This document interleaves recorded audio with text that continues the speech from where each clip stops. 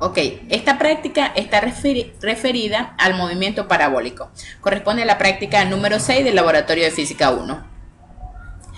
Bien, en esta práctica vamos a comprobar experimentalmente las ecuaciones que utilizamos en el estudio del movimiento parabólico.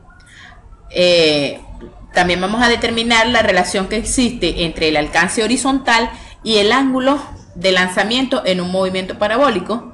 Y determinaremos la relación que existe entre las distancias horizontales y verticales recorridas por una pelota o por una esfera cuando es lanzada horizontalmente. Como sabemos, el movimiento parabólico es una combinación de dos movimientos.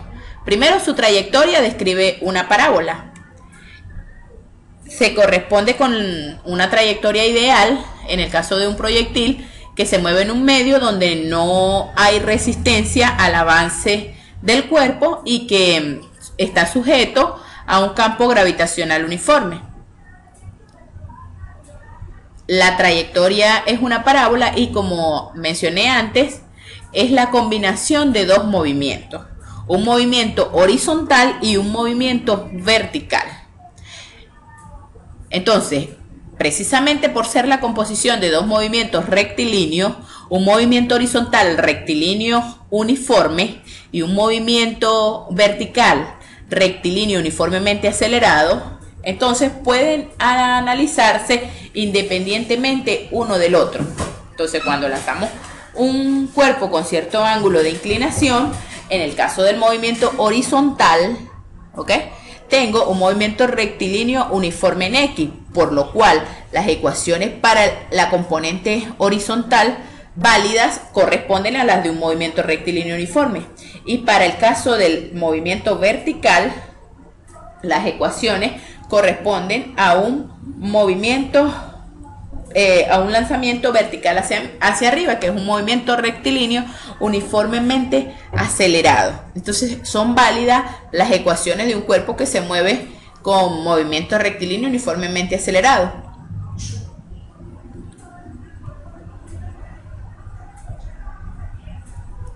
Esta práctica consta de tres partes. En la primera parte vamos a comparar medidas directas con medidas indirectas. Es decir, voy a verificar que las ecuaciones o los resultados de una ecuación se corresponden con los resultados de una medición directa.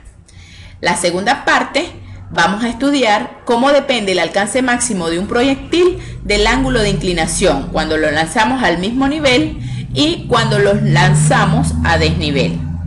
Y por último, en la tercera parte, vamos a obtener una gráfica paramétrica del movimiento parabólico, es decir, una gráfica que relacione las posiciones horizontales y verticales y ver que en efecto la trayectoria que describe una partícula en movimiento o un cuerpo en movimiento parabólico en efecto es una parábola. Bien, en la primera parte vamos a comparar medidas directas con medidas indirectas. Para el montaje de la práctica tenemos un lanzador de proyectiles, como el que estamos viendo en esta foto, el cual tiene dos fotocompuertas, ¿ok? Estas dos fotocompuertas están separadas por una distancia de 10 centímetros. Fijamos un ángulo de lanzamiento con esta plomada, ¿ok?, que lo vamos a fijar justamente con el instrumento. Las fotocompuertas las ubicamos con una separación de 10 centímetros para medir indirectamente la velocidad inicial. ¿Por qué? Porque cuando las distancias son pequeñas, las velocidades son aproximadamente constantes. Como la velocidad es aproximadamente constante, entonces la puedo obtener mediante la sencilla fórmula de velocidad igual a distancia entre tiempo, donde la distancia son los 10 centímetros y el tiempo lo obtengo con la fotocompuerta. Es el tiempo que tarda en la esfera en recorrer estos 10 centímetros. Para ello, cuando la esfera pasa por la primera fotocompuerta, activa el cronómetro y cuando pasa por la segunda fotocompuerta, lo detiene. De tal manera que podemos registrar el valor para la velocidad inicial. Bien, tenemos entonces el montaje como se muestra en la figura. Hemos fijado un ángulo de inclinación que lo llamamos θ. Tenemos una altura inicial que lo medimos desde la base, por ejemplo, hasta el punto que indica la salida de la esfera de la boca del cañón. Tenemos esa distancia que son 10 centímetros, de manera que esquemáticamente el movimiento que vamos a estudiar lo tenemos en esta figura. Fijamos nuestro sistema de referencia XY, ¿ok? Con el punto de origen acá. Ahora bien, teniendo esto, voy a tener una posición inicial que la determina la altura H inicial, ¿ok? Tenemos el ángulo de lanzamiento y tenemos que la altura final o la posición final va a ser 0, ¿ok? En el sistema de referencia que he fijado previamente. Entonces, esta velocidad inicial que la conocemos, ya que la medimos de manera indirecta anteriormente, la puedo descomponer en su componente horizontal y su componente vertical. La componente horizontal de la velocidad viene dada por la velocidad inicial por el coseno del ángulo y la componente vertical viene dada por la velocidad inicial por el seno del ángulo. Una vez que realizamos el lanzamiento, la esfera sale de la boca del cañón. Desconectamos esta fotocompuerta, la segunda fotocompuerta la voy a desconectar del cronómetro y voy a utilizar una placa receptora. La placa receptora entonces la voy a conectar la placa receptora al cronómetro. Aquí en esta foto podemos ver el cable que conecta la placa receptora con el cronómetro. Cuando la esfera sale de la boca del cañón, recorre la trayectoria parabólica y cae en este punto, en este receptor, es el lugar donde cae la esfera. Entonces yo puedo medir con una cinta métrica de manera directa el alcance horizontal de la esfera y puedo registrar el tiempo, ya que cuando la esfera pasa por la primera fotocompuerta activa el cronómetro y cuando cae a la placa receptora desactiva el cronómetro. Entonces tenemos el tiempo que tarda la esfera en hacer el recorrido y tenemos el alcance horizontal de la esfera. Esas mediciones las repetimos 10 veces. Hacemos 10 veces la misma medición para obtener 10 valores para el alcance con sus correspondientes tiempos, que sería el tiempo que la esfera permanece en el aire. Entonces vamos a poder llenar una tabla como la que se muestra. Tenemos nuestro ángulo horizontal, que ya lo hemos fijado, la altura inicial, que la he llamado H, y tengo el tiempo de vuelo calculado y el alcance máximo calculado. El tiempo de vuelo calculado, pues lo pueden obtener utilizando la ecuación correspondiente al movimiento parabólico. En este caso, la ecuación que debo usar es y igual a y sub 0 más velocidad inicial en y por tiempo menos gravedad por tiempo al cuadrado sobre 2. Y el alcance máximo calculado, como en el caso del movimiento horizontal se trata de un movimiento rectilíneo uniforme, entonces el alcance máximo sencillamente es x sub 0 más velocidad en x por el tiempo que el proyectil permanece en el aire, que es justamente el tiempo de vuelo calculado previamente. Y en esta tabla, en este caso, estos dos valores, el de esta casilla y el de esta casilla, los calculamos mediante una medición indirecta. Sin embargo, cada uno de estas casillas los llenamos de manera experimental con los resultados del procedimiento que se ha descrito anteriormente. Entonces, bien, aquí tenemos las ecuaciones, fíjense. Y menos y sub 0 igual a b sub 0 en y, aquí es b sub 0 y por tiempo menos gravedad por tiempo al cuadrado entre 2. Y el alcance máximo sería v sub 0x por el tiempo de vuelo.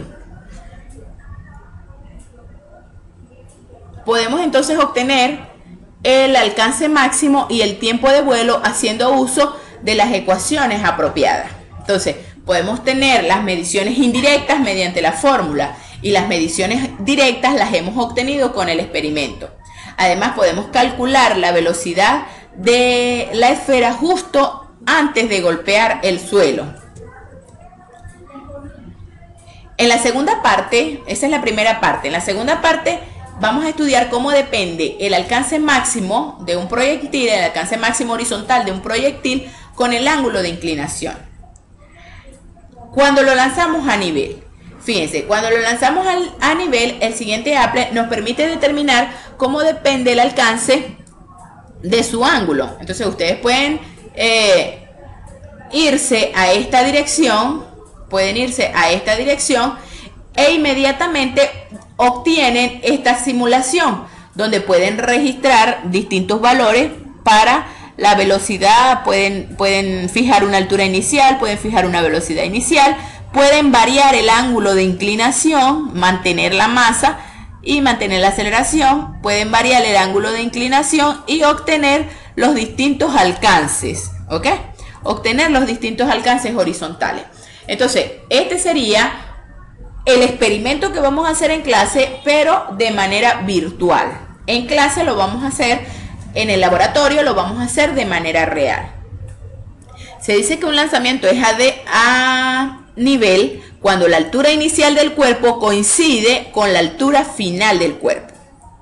Cuando el lanzamiento o el movimiento ocurre de esta manera, es decir, es a nivel, entonces vemos que la relación, o sabemos de teoría que la relación entre el alcance y el ángulo de inclinación es justamente una relación sinusoidal, es decir, depende del seno del ángulo doble. Entonces, el alcance máximo es igual a la velocidad inicial al cuadrado por el seno del ángulo doble entre la gravedad.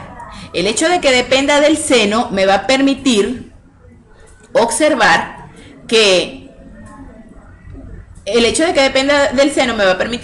que para dos valores, para dos alcances, yo puedo tener, es decir, para un mismo ángulo puedo obtener dos alcances. Ahora bien, fíjense, podemos entonces completar una tabla como esta. Es decir, hacemos dos mediciones de X para un ángulo de 10 grados. Es decir, fijo el ángulo de 10 grados y hago dos lanzamientos y obtengo el alcance. ¿Ok? Fijo un ángulo de 15, hago los lanzamientos y obtengo el alcance. Y así sucesivamente voy a ir registrando para distintos ángulos, distintos alcances. Para lograr construir esta tabla basta con que yo mueva en el lanzador de proyectiles, voy a mover la boca del cañón y voy a fijar cada uno de los ángulos que me pide la tabla. A partir de estos valores yo pudiera graficar en el eje horizontal el ángulo y en el eje vertical la posición. Entonces, a partir de la gráfica podríamos determinar qué ángulo tiene mayor alcance. Entonces, lo puedo obtener mediante la gráfica. Además, haciendo un análisis de la ecuación que vimos anteriormente, de esta ecuación, vemos cuál ángulo me va a permitir tener mayor alcance.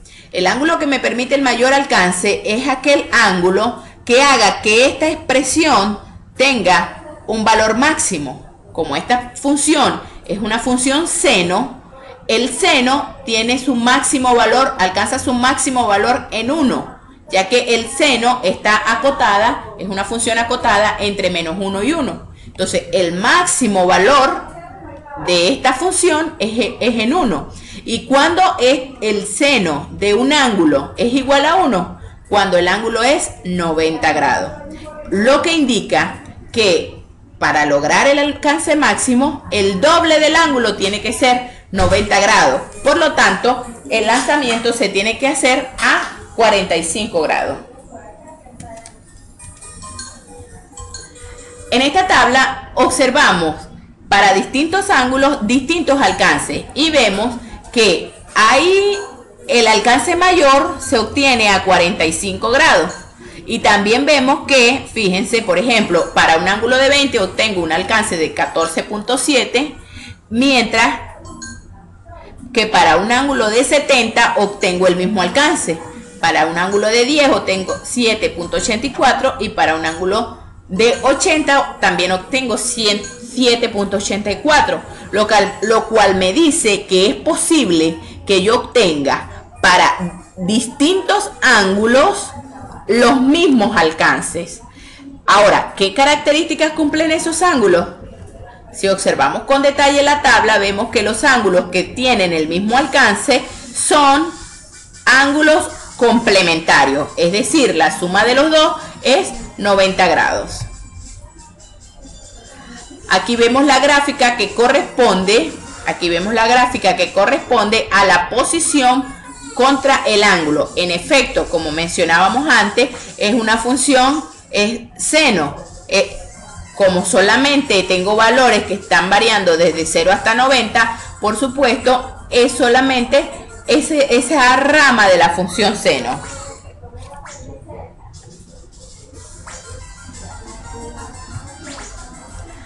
Ahora, ¿qué ocurre cuando el lanzamiento es a desnivel? Cuando el lanzamiento es a desnivel, la altura inicial del cuerpo no coincide con la altura final. En este caso, la altura inicial es h sub 0 y la altura final es 0. Entonces, vamos a repetir el procedimiento anterior, pero con el equipo a desnivel.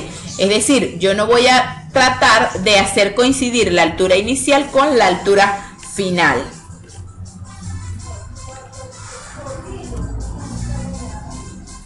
Aquí observamos el comportamiento de una esfera. Fíjense, aquí tenemos el equipo, tenemos la altura inicial. Aquí ustedes pueden ir variando este ángulo en el equipo, podemos ir variando este ángulo y podemos desconectar, como les mencionaba hace rato, esta fotocompuerta puede desconectarse del cronómetro y pudiéramos conectar la placa receptora. La tercera parte es obtener una gráfica paramétrica del movimiento parabólico. En esta gráfica paramétrica voy a observar cómo son las relaciones entre la distancia horizontal y la distancia vertical. La distancia horizontal, ¿ok? Para ello voy a colocar el lanzador de proyectiles a un ángulo de 0 grados, es decir, lo voy a colocar totalmente horizontal. Entonces voy a ver cómo depende la distancia, cómo es la relación entre la distancia horizontal y la distancia vertical. Entonces para ello hago varias mediciones de la distancia horizontal y varias mediciones de la distancia vertical. Entonces fijamos una referencia a partir de la cual mediremos las distancias verticales, donde y sub 0 va a ser igual a 0.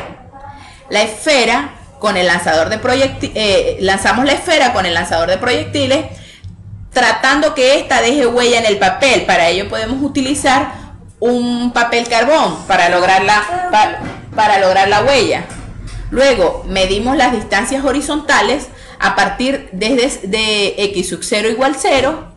Colocamos el lanzador de proyectiles con un ángulo de 0 grados, completamos la tabla que mostramos a continuación y graficamos. Evidentemente la gráfica posición horizontal contra posición vertical me debe dar la gráfica paramétrica, ya que me da información acerca de cómo es la trayectoria de la partícula. Bueno, para concluir, pues colocamos los datos en papel milimetrado y observamos la trayectoria de la partícula.